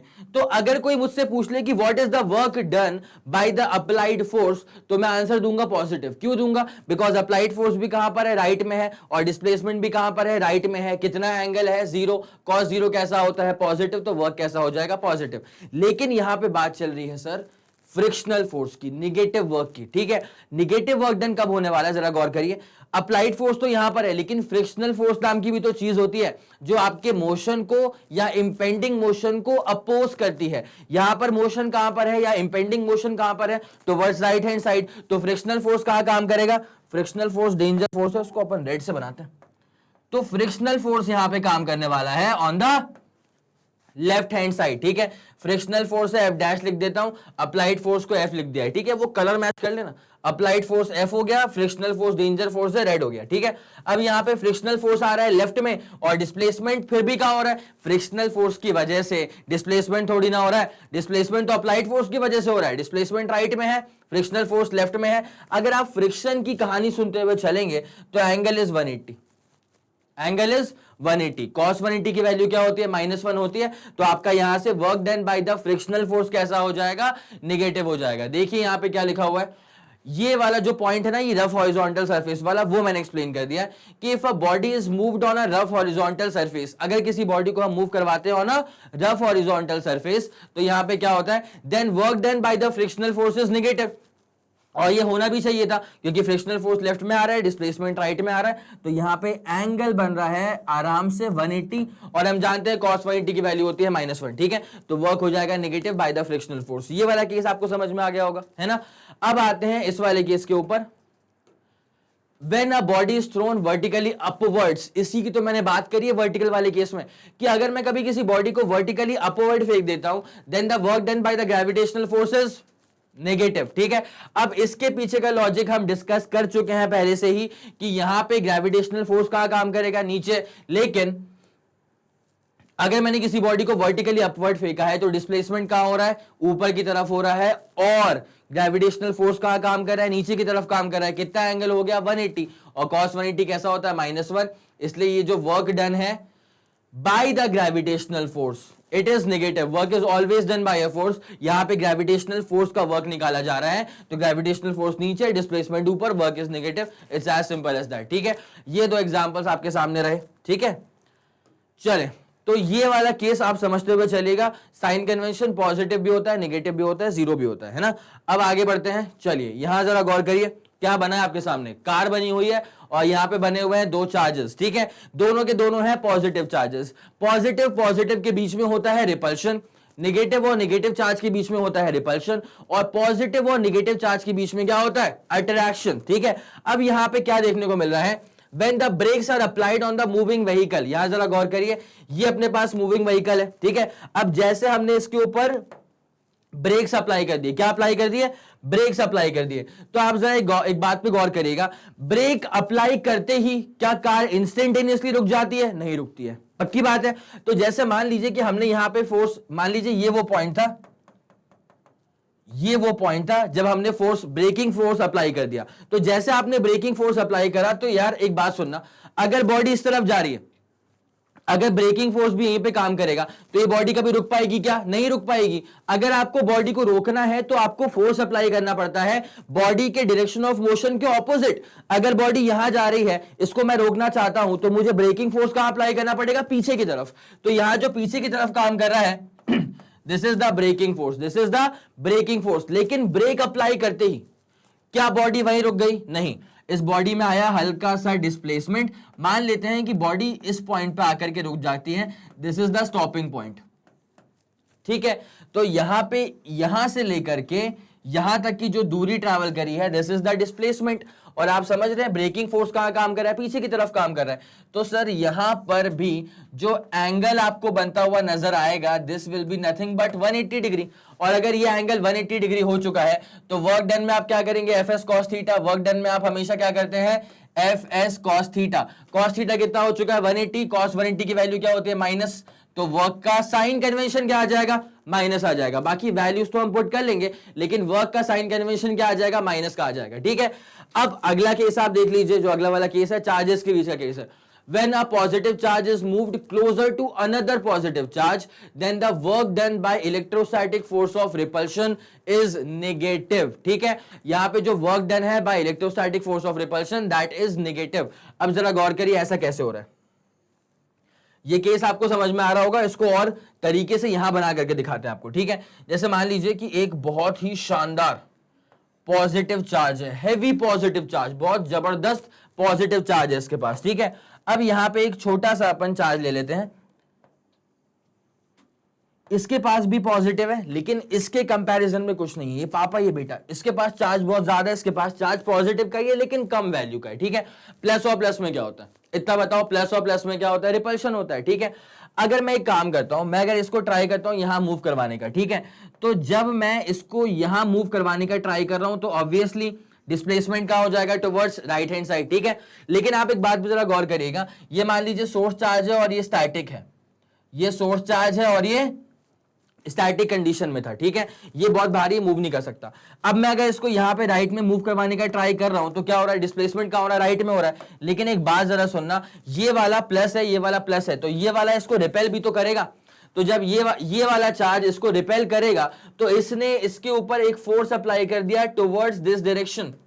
अब जरा आप गौर करिए, तो यहां पे क्या हो रहा है, डिस्प्लेसमेंट क्या हो रहा है, राइट में, और ये वाला क्या हो गया, ये क्या अप्लाइड फोर्स है क्या, ये गलती मत करना, ये अप्लाइड फोर्स नहीं है, मैं इसको इस तरफ लेके आना चाहता हूं तो अप्लाइड फोर्स इस तरफ है, लेकिन ये जो फोर्स अप्लाई हुआ है ये इस वाले चार्ज ने electrostatic force of repulsion apply करा है। क्या अप्लाई करा है? इस चार्ज ने इसको वहां रिपेल करने का ट्राई करा है, तो ये जो फोर्स है वो रिपल्शन है, वो अप्लाइड फोर्स नहीं है। ठीक है, रिपल्सिव फोर्स यहां काम कर रहा है, डिस्प्लेसमेंट कहां हो रहा है? राइट में हो रहा है। अब जरा गौर करो, अगर रिपल्सिव फोर्स यहां पे है लेफ्ट में और डिस्प्लेसमेंट हो रहा है राइट में, कितना एंगल बन गया? अगेन 180 बन गया।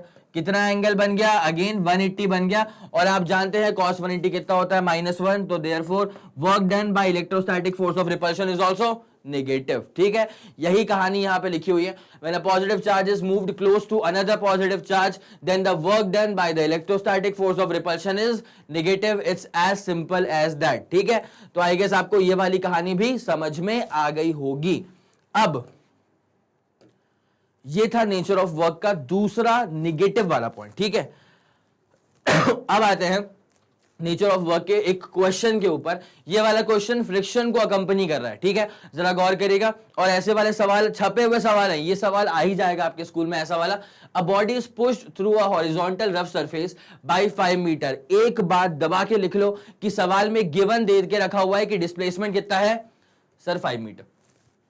कितना है? 5 metre. The floor is offering a resistance of 20 newton. मतलब जो फ्लोर है ऑब्वियसली वो रफ सरफेस है, सवाल में गिवन था, और वो अगर रफ सरफेस है तो फ्रिक्शनल फोर्स तो दे रहा होगा, तो फ्रिक्शनल फोर्स की वैल्यू कितनी है यहाँ पे? 20 न्यूटन के बराबर है। फोर्स भी गिवन है, डिस्प्लेसमेंट भी गिवन है। अब आपसे पूछा हुआ है how much work is done by the applied force, how much work is done by the applied force. तो अपन एक काम करते हैं, अब शुरू करते हैं वर्क डन निकालना, है ना। पहले निकालना है कि what is the work done by the applied force, पहले ये निकालना है, फिर निकालना है what is the work done by the resistive force या फ्रिक्शनल फोर्स, किसी भी टर्म से ये आ सकता है। ठीक है, चलें शुरू करते हैं अब काम को। तो पहले डायग्राम देख लेते हैं। क्या है ना कि फिजिक्स में एक बार परसीव कर लो ना उसको तो कहानी आसान लगने वाली है आपको, है ना। अब देखते हैं इसका डायग्राम क्या होगा। बॉडी का मास वगैरह तो गिवन नहीं है, चलें फिर ठीक है, बढ़ाते कहानी को। जैसे मान लेते हैं ये लिया अपन ने सरफेस, ठीक है। अब यहां पे हमने ले ली बॉडी। सवाल में गिवन है कि अप्लाइड फोर्स जो अप्लाई करके रहा है, कितना अप्लाई करा है वो देखो। फ्रिक्शनल फोर्स की वैल्यू कितनी देके रखी है? 20 न्यूटन।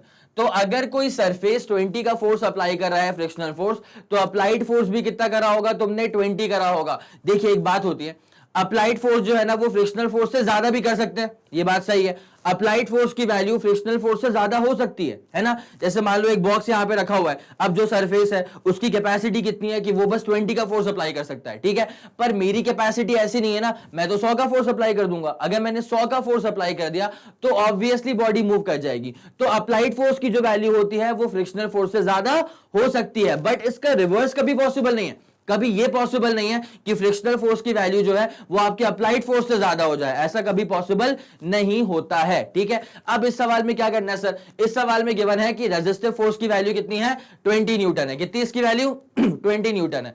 अब अगर यहां पे गिवन नहीं है ना कि अप्लाइड फोर्स कितना है, बट बस इतना गिवन है कि वर्क निकालना है, तो आप एक बात समझिएगा, एक छोटी सी बात है कि अप्लाइड फोर्स को भी 20 ले सकते हैं यहाँ पे, ठीक है। तो अगर अप्लाइड फोर्स को आप 20 लेंगे, जरा गौर करिए क्या होने वाला है।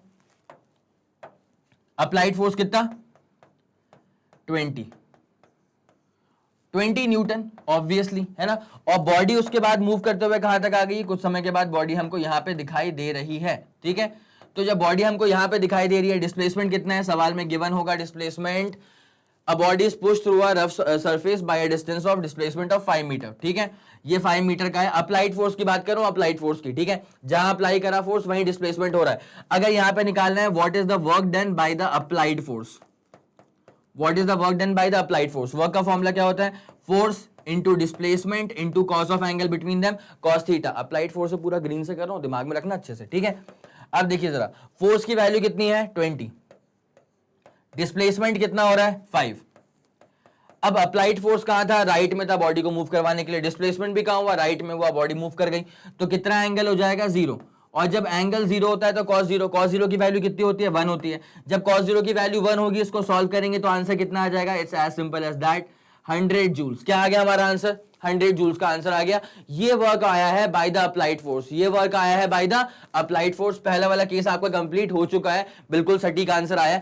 अगला वाला केस है what is the work done by the resistive force, ठीक है।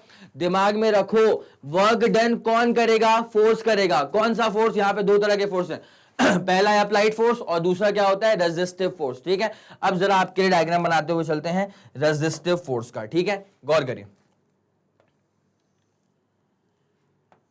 ये ले ली हमने एक बॉडी, है ना, ये ले ली हमने एक बॉडी।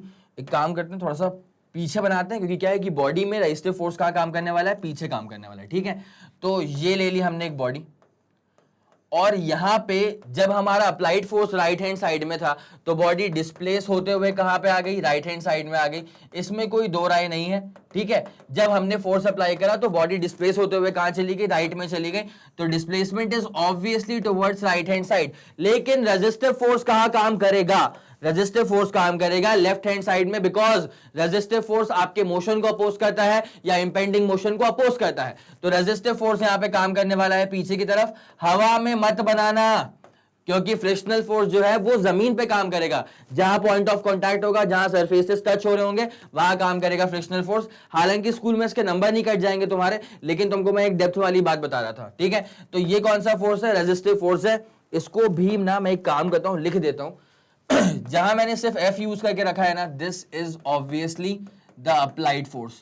जहां पे मैंने सिर्फ F यूज करके रखा है वो क्या है, मेरे पास अप्लाइड फोर्स है। और जहां पर मैंने F डैश यूज करके रखा है, this is the resistive force. Resistive force बोल लो, या फिर आपको अगर ज्यादा प्यार आ रहा है तो फ्रिक्शनल फोर्स कह लो। रेजिस्टिव फोर्स भी कह सकते हैं और इसको फ्रिक्शनल फोर्स भी कह सकते हैं। ठीक है, तो ये वाली पूरी कहानी हो रही है अपने सामने। अब यहां पे क्या हो रहा है, रेजिस्टिव फोर्स पीछे की तरफ है, डिस्प्लेसमेंट आगे की तरफ है। कितना एंगल है, 180। cos 180 की वैल्यू क्या होती है, -1 होती है। तो जब हम यहां पे हम वर्क निकालने के लिए आगे बढ़ेंगे तो वर्क का formula FS cos theta, obviously कोई दिक्कत वाली बात नहीं है। तो यहां पे रेजिस्टिव है तो F डैश लेना पड़ेगा, S और cos थीटा की तो हम वैल्यू यहां पे खैर पुट कर ही देंगे। ठीक है, ध्यान रखिएगा, this is the work done by the resistive force, this is the work done by the resistive force. पहले हम निकाल चुके थे अप्लाइड फोर्स। ठीक है, अब फोर्स कितना अप्लाई, फोर्स कितना, रेजिस्टिव फोर्स कितना काम कर रहा है, 20। डिस्प्लेसमेंट कितना हो रहा है, अगेन 5 हो रहा है। और cos of angle between them कितना है, कॉस एंगल कितना है, 180 का है। कॉस 180 की वैल्यू कितनी होती है, -1 होती है। तो ये माइनस, ये आ जाएगा माइनस का 100 जूल्स। क्या आपको ये वाली बात समझ में आ गई है? ठीक है, आंसर कितना आ गया, माइनस का 100 जूल, क्योंकि रेजिस्टिव फोर्स पीछे की तरफ काम कर रहा है, डिस्प्लेसमेंट आगे हो रहा है, एंगल बिकम्स 180, cos 180 की वैल्यू कितनी होती है, -1। तो यहां से आपका ये वर्क वाला काम भी पूरा हो चुका है। ये वाला क्वेश्चन समझ में अगर आपको आ गया होगा ना, तो ऐसे कैटेगरी के क्वेश्चन आते हैं बहुत सारे। ठीक है, जहां पे एक ही बॉडी का मोशन हो रहा होता है, पर उसमें वर्क निकालना पड़ता है पहले बाय द अप्लाइड फोर्स, उसके बाद वर्क निकालना पड़ता है बाय द रेजिस्टिव फोर्स। ठीक है, तो आई गेस आपको ये वाला पूरा एक्सप्लेनेशन समझ में आ गया होगा। यूनिट लिखते हुए चलना, अदरवाइज नंबर कट जाते हैं। ठीक है, चले आगे बढ़ेंगे इसमें। अब तो ये वाला क्वेश्चन तो आपका समाप्त करवा दिया है ना। अब आ जाते हैं, एक और सवाल आ गया है, फोर्स गिवन है। ठीक है, और यहां पे this force is acting on a particle. सही बात है, पार्टिकल पे ही काम करेगा कोई फोर्स। ठीक है, हवा पे थोड़ी काम करेगा। अब हवा के पार्टिकल्स पे काम कर सकता है, वो एक अलग कहानी हो जाएगी। तो अब force moves a particle along a vector direction S. ठीक है, ये जो वेक्टर है, ये डिस्प्लेसमेंट भी वेक्टर होता है और फोर्स भी वेक्टर होता है। तो ये डिस्प्लेसमेंट वेक्टर यहां पे गिवन है। Now what is the work done. अब सवाल में पूछा है कि कितना वर्क हो चुका होगा, तो वर्क निकालने का सिंपल तरीका होता है, अगेन मैं वही बोल रहा हूं, गिवन कंडीशन टू फाइंड, वो तो फॉलो करवा दूंगा। दूसरी बात क्या होता है, अगर सवाल में गिवन नहीं है, पूछा नहीं है, मतलब काम का नहीं है। इस पूरे क्वेश्चन में कहीं पर भी क्या आपको थीटा की वैल्यू नजर आ रही है? क्या पूरे क्वेश्चन में कहीं भी थीटा की वैल्यू नजर आ रही है? नहीं आ रही है। क्या थीटा पूछा है? नहीं पूछा है। मतलब क्या ये थीटा वाला काम का फंडा होगा? नहीं काम का होगा। तो ये जो वर्क का फॉर्मूला होता है F into S into cos theta, क्या आप इसको अप्लाई करने का सोचेंगे? नहीं सोचेंगे। तो सर कौन सा फॉर्मूला अप्लाई करेंगे? अप्लाई करेंगे सिंपल सा फॉर्मूला, याद करो, work is equals to force का और डिस्प्लेसमेंट का dot product. It's as simple as that. ठीक है, वर्क ही तो निकालना है, what is the work done. Force कितना गिवन है? I cap. यार अगर आई कैप लिखा हुआ है मतलब ये बेसिकली 1 आई कैप है। आई कैप लिखा है मतलब ये 1 आई कैप है। उसके बाद है 2 जे कैप, उसके बाद है -3 के कैप। सही बात है, इसका डॉट मल्टीप्लीकेशन करना है दूसरे वेक्टर के साथ, दैट इज डिस्प्लेसमेंट वेक्टर। 10 5 और k के साथ कुछ नहीं लिखा है मतलब 1 है, तो 10 5 k के साथ कुछ नहीं लिखा है मतलब 1 है, तो 1 k कैप। ठीक है, अब जरा इसको सॉल्व करते हैं। आपको डॉट को सॉल्व करना सिखाया था। अगर i डॉट i है, j डॉट j है, k डॉट k है तो आंसर 1 आएगा। इसके अलावा कोई भी कॉम्बिनेशन होगा तो आंसर विल बी 0। अब मतलब यहां पे क्या करना है, सिर्फ i वाले को i वाले से मल्टीप्लाई करो, j वाले को j वाले से मल्टीप्लाई करो और k वाले को k वाले से मल्टीप्लाई करो। तो पहले i वाले को i से करते हैं, 1 इंटू 10 करेंगे 10, 2 इंटू 5 क्योंकि फिर j वाले को j वाले से करना है। ठीक है, 2 इंटू 5 करेंगे अगेन 10। उसके बाद k वाले को k वाले से करना है, -3 इंटू 1, गलती मत करना, -3 इंटू 1, तो ये कितना हो जाएगा, -3 हो जाएगा। तो यहां से आपके पास वर्क कितना आ जाएगा, 10 + 10 20, 20 - 3 आप करेंगे तो आपका आंसर कितना आने वाला है, it's as simple as that 17 joules. तो आपका आंसर आ चुका है 17 जूल्स के बराबर। ठीक है, यह आपने वर्क निकाल दिया। क्या आप थीटा के ऊपर गए, नहीं गए, जाने की जरूरत थी, नहीं थी। क्यों, गिवन है, गिवन अगर होता तो सोचते उसके बारे में, यहां गिवन है नहीं, पूछा है नहीं तो काम का है नहीं, कौन, थीटा।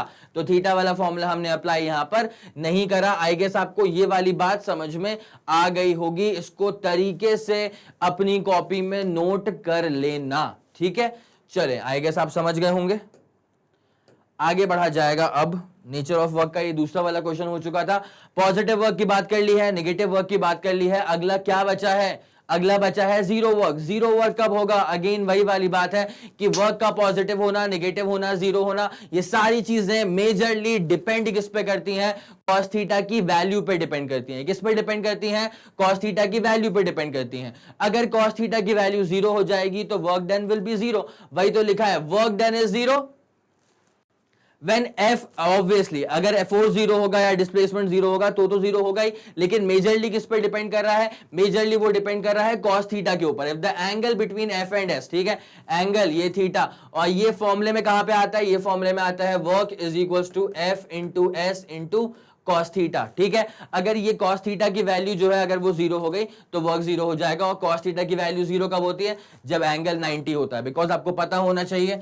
अच्छा, कुछ लोग पापी होते हैं, तो जो पापी हैं उनको मैं बता देता हूं, cos 90 की वैल्यू होती है जीरो। ठीक है, अब कुछ लोग इसमें भी काम खराब कर लेते हैं कभी कभी, लेकिन आपको ये क्या है, प्रैक्टिस से आ जाएगा, उसमें दिक्कत वाली बात नहीं है। ठीक है, प्रैक्टिस करते रहोगे ना तो वो आ जाता है। तो वर्क का जीरो का कब होगा, जब cos थीटा की वैल्यू हो जाएगी जीरो, यहां पे लिखा हुआ है। अब जरा इसे एग्जांपल देख लीजिए आप। तो एग्जांपल में क्या है, a person standing for 30 seconds, एक आदमी है जो कि खड़ा हुआ है 30 सेकेंड तक, उसके हाथ में एक बोझा है जो कि 30 kg का है। ठीक है, अब 30 kg के लोड को लेकर अगर वो बंदा ऐसे खड़ा हुआ है, एक बात मुझे बताना, फोर्स तो उसने अप्लाई करा होगा, उसको पुल अप पुल करने के लिए फोर्स तो उसने अप्लाई करा होगा, बट डिस्प्लेसमेंट कितना हो रहा है इंसान के अंदर, जीरो डिस्प्लेसमेंट हो रहा है। अगर डिस्प्लेसमेंट जीरो हो रहा है तो वर्क कितना हो जाएगा, अगेन वर्क कैसा हो जाएगा, वर्क जीरो हो जाएगा। ठीक है, जरा इसको जरा गौर फरमाइएगा इसके ऊपर।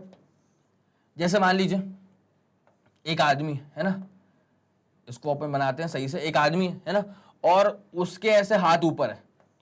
अब सवाल है कि सर इसके हाथ ऊपर क्यों है, क्योंकि इसके सर पे एक लोड है, इसके सर पे एक लोड है, और ये लोड कितने का है, ये लोड है 30 kg का। ठीक है, तो जब इस आदमी ने इस लोड को ऐसे पकड़ के रखा हुआ है तो ऑब्वियसली इसने इसको बैलेंस करने के लिए एक फोर्स अप्लाई करा हुआ है F का। ठीक है, बट आप एक बात समझ रहे हैं, इस पूरे केस में अगर आप ढूंढेंगे भी ना तो भी आपको डिस्प्लेसमेंट नहीं मिलेगा।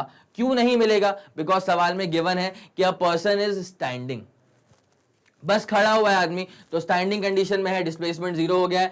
जब वर्क निकालने के लिए जाएंगे, वर्क का फॉर्मूला होता है force into displacement into cos theta, displacement zero आ गया तो वर्क कितना आ जाएगा, 0 जूल्स। आया आपको समझ। तो ये पहला वाला केस का एग्जांपल हो चुका है आपके सामने, है ना।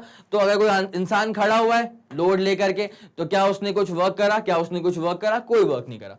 When a body tied to one end of a string is rotated, ठीक है, एक रस्सी ली आपने, उसके कोने पे पत्थर बांध दिया, अब उसको घुमाए जा रहे हो, घुमाए जा रहे हो, घुमाए जा रहे हो। अब आपसे पूछ रहे हैं कि भैया यहाँ पे वर्क कितना हो रहा है, तो इसमें ना एक वर्ड जहां पे बच्चे अटक जाते हैं, वो वर्ड होता है टेंशन। ये जो स्ट्रिंग आपको दिख रही है ना, स्ट्रिंग पे जो फोर्स काम करता है, इस फोर्स को कहा जाता है टेंशन।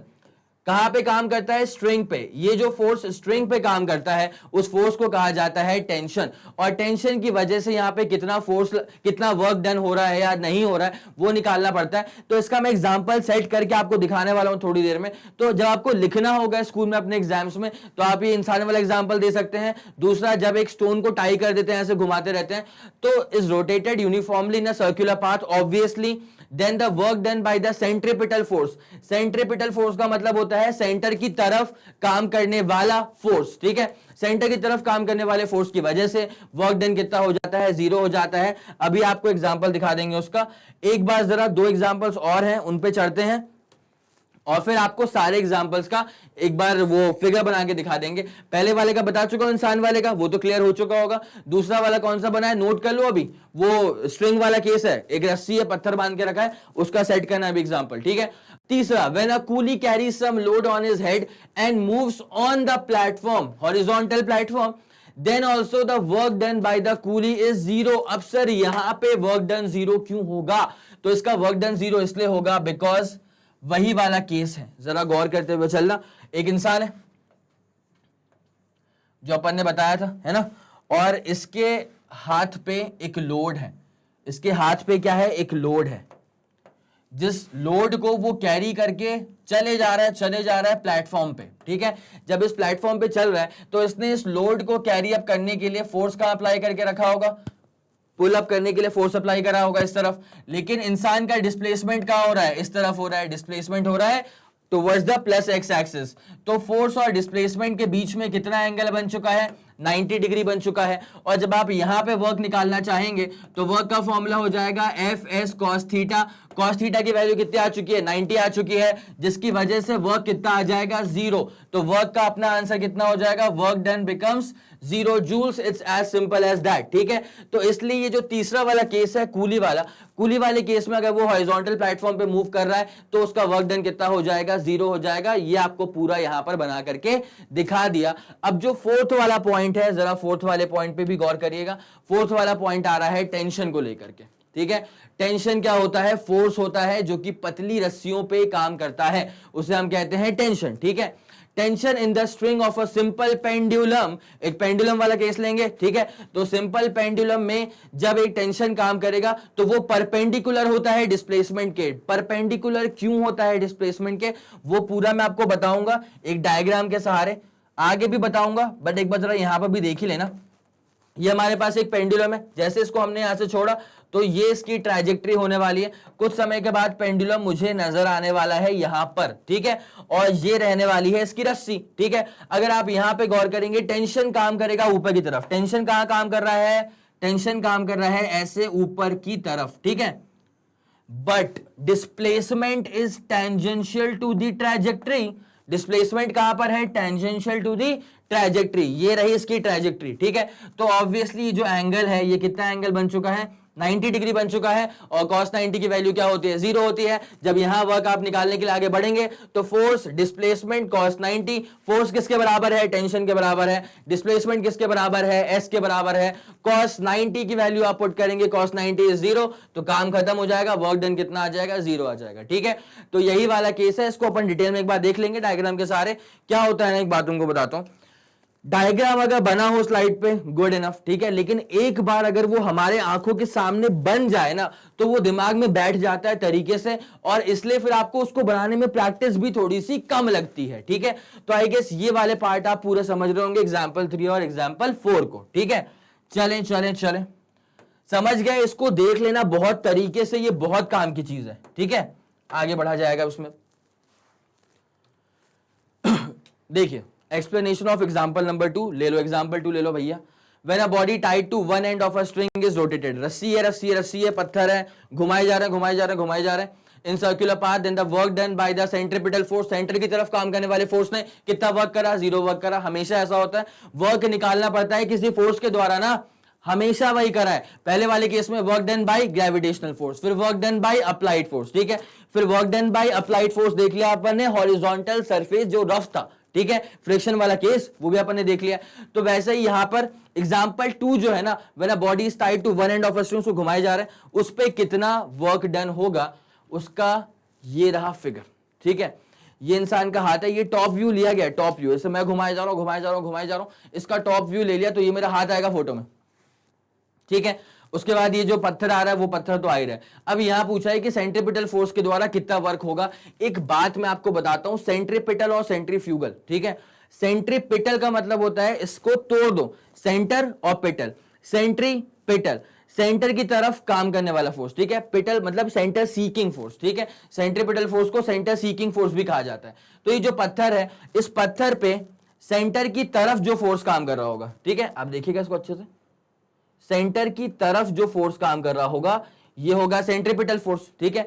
दूसरी बात क्या है, एक बात होती है, जैसे मान लो अगर कभी ऐसा हुआ कि ये घुमाए जा रहा है, घुमाए जा रहा है, और अगर ना यहां पे इस वाले पॉइंट पे आकर के पत्थर अगर टूट गया, रस्सी अगर टूट गई, पत्थर नहीं रस्सी अगर टूट गई, तो जो पत्थर है ना वो टेंजेंशियली फ्लाई ऑफ कर जाता है। इस बात को आप हमेशा ध्यान रखिएगा कि ये जो पत्थर होगा, this will always fly of tangentially, tangentially fly of. ये वाला वर्ड आपको यूज भी करके आना है, बहुत ही क्लासी वर्ड है। तो यहां पे डिस्प्लेसमेंट हो रहा है इस तरफ, ठीक है, फोर्स लग रहा है सेंटर की तरफ, एंगल बकायदे से कितना बन रहा है, 90 बन रहा है। तो ऑब्वियसली जब आप यहां पर भी वर्क निकालेंगे तो मैं समझता हूं वर्क का फॉर्मूला होता है force into displacement into cos theta. और आप समझ रहे होंगे कि ये जो फोर्स है इस बार, ये कौन सा फोर्स है, ये जो फोर्स है इस बार ये है सेंट्रीपिटल फोर्स। ये कौन सा फोर्स है बेटा, ये है सेंट्रीपिटल फोर्स। और यहां पे जो डिस्प्लेसमेंट है वो टेंजेंशियल डिस्प्लेसमेंट है, और जो थीटा है इसकी वैल्यू कितनी आ रही है, 90 डिग्री आ रही है। Therefore work done becomes 0। Obviously unit मैं नहीं भूलूंगा, नहीं तो आप टोक देंगे बाद में। तो यूनिट क्या होती है वर्क की, जूल्स होती है, ठीक है। तो ये अपना आंसर आ गया। ये एग्जांपल हो गया अपने एग्जांपल 2 का पूरा फिगरेटिव एक्सप्लेनेशन हो चुका है, ठीक है, वो स्टोन वाले का। चले समझ गए आप, इस चीज को एक बार देख लो उसको अच्छे से, बहुत तरीके से। ये एग्जांपल अच्छे से कोट करके आ जाओगे, तुम्हारे नंबर नहीं कटने वाले, ठीक है। चले अब जरा ना एक बात है, अगला है एग्जांपल नंबर 4 का फिगरेटिव एक्सप्लेनेशन। अब एग्जांपल नंबर 4 क्या है, tension in the simple pendulum case, ठीक है। तो ये मैंने आपको बताया ही था कि एक बार ये देखना, ये जो मैंने बना के रखा था पहले, ये वही वाला सीन है। तो ये अपने पास एक फिक्स सपोर्ट है ना, ये जो भी बना के रखा हुआ है ना, कई लोग क्या होता है इसको देख के लोग चौंक जागते हैं कि सर ये क्या बना दिया आपने। तो ये कुछ नहीं है, ये बस एक सिंपल सा फिक्स्ड सपोर्ट है ना। ये सीलिंग मान लो, सीलिंग पंखा जो लटका हुआ है वो एक फिक्स सपोर्ट के ऊपर लटका हुआ है ना, तो ये एक फिक्स सपोर्ट है, ये है वो रस्सी, और ये है आपका इंपॉर्टेंट आइटम जो ऐसे पेंडुलम वाला बॉब होता है, ठीक है, इसको बोलते हैं पेंडुलम बॉब, ठीक है। अब ये रही इसकी डॉटेड ट्रैजेक्टरी रही, ठीक है। आप देख पा रहे हैं सेंट्रीपिटल फोर्स इस तरफ काम कर रहा है, mg, खैर वेट, अगर कोई आपसे पूछ ले कि वेट की वजह से क्या वर्क हुआ है, तो आपको फिर ऑब्वियसली वेट को काउंटर करना पड़ेगा। फिर आप वेट को मानेंगे फोर्स, यहां मानेंगे डिस्प्लेसमेंट, और जो भी एंगल होता है फिर आप वो पुट कर देंगे। लेकिन यहां पे हमसे पूछा हुआ है कि what is the work done by the centripetal force, तो ये सेंटर की तरफ यहां फोर्स काम कर रहा है, इसको आप टेंशन भी कह सकते हैं, क्या बोल सकते हैं, टेंशन भी इसे कहा जा सकता है, ठीक है। और उसके बाद यहां पे अगर आप डिस्प्लेसमेंट की बात करें, displacement is obviously tangential. Displacement कैसा है, टेंजेंशियल है। अगेन यहां पे वही कहानी आ रही है, डायग्राम समझ जाने से होता क्या है, एक तो रिप्रेजेंटेशन तुम्हारा खुद का अच्छा हो जाएगा, पेपर पे वो दिखा हुआ अच्छा लगेगा, ठीक है, मार्क्स मिलेंगे बड़े आराम से। और फिर क्या है कि समझने में, एग्जाम्पल को समझने में भी हमको बहुत ज्यादा हेल्प मिल जाती है। तो यहां पे कितना एंगल आ चुका है, 90 आ चुका है। जब आप यहां पे वर्क निकालेंगे ना, तो वर्क इज फोर्स डिस्प्लेसमेंट, वही वाली कहानी कॉस थीटा, थीटा कितना है 90। और यहां पे गौर करने वाली बात यह है कि जो फोर्स है, this force is basically tension, this force is basically tension. लेकिन लेकिन लेकिन कई बार इसको सर्कुलर पाथ, जो कि सर्कुलर पाथ है भी, ये मानते हुए कई बार एक टर्म यूज कर लेते हैं सेंट्रीपिटल फोर्स, ठीक है। तो कोई दिक्कत वाली बात नहीं है, सेंटर की तरफ जो फोर्स काम करेगा उसको हम कहते भी हैं सेंट्रीपिटल फोर्स। तो हालांकि यहाँ पे फोर्स यहाँ पर है, डिस्प्लेसमेंट इस तरफ है, एंगल 90 के बराबर हो जाएगा, तो cos 90 कितना होता है 0, जिसकी वजह से वर्क डन कितना आंसर आ जाएगा आपका 0 आंसर आ जाएगा, ठीक है। तो 0 जूल से ऑब्वियसली, है ना, नहीं तो कल को आप बोल दें कि सर आपने लिखा नहीं 0, फिर आप बोल दें सर आपने जूल्स नहीं लिखा, ठीक है। तो वर्क डन का आंसर हमारा कितना आ जाएगा, 0 जूल्स के बराबर आ जाएगा। तो ये आपका सारा नेचर ऑफ वर्क का पूरा एक्सप्लेनेशन आपके सामने खत्म कर दिया गया है। ठीक है, तो आई गेस यहां तक कोई परेशानी आपको आ नहीं रही होगी। डायग्राम का खास ख्याल रखिएगा। तो ये आपका पूरा एक्सप्लेनेशन खत्म हो चुका है। अब हमारे पास जो बाकी कोर्सेज अवेलेबल हैं वो आप जानते ही हैं। सीबीएसई का पूरा कोर्स है, यूपी बोर्ड है, स्टेट बोर्ड्स है, बिहार बोर्ड है, एमपी बोर्ड है, स्पोकन इंग्लिश है, सीयूईटी है, एनटीएससी है, ओलंपियाड भी है। और इसके अलावा आपको अगर कोई भी इंफॉर्मेशन चाहिए होगी तो उसके लिए आप कांटेक्ट कर सकते हैं, विजिट कर सकते हैं मैग्नेट ब्रेन्स के ऑफिशियल वेबसाइट के ऊपर। Thank you so much.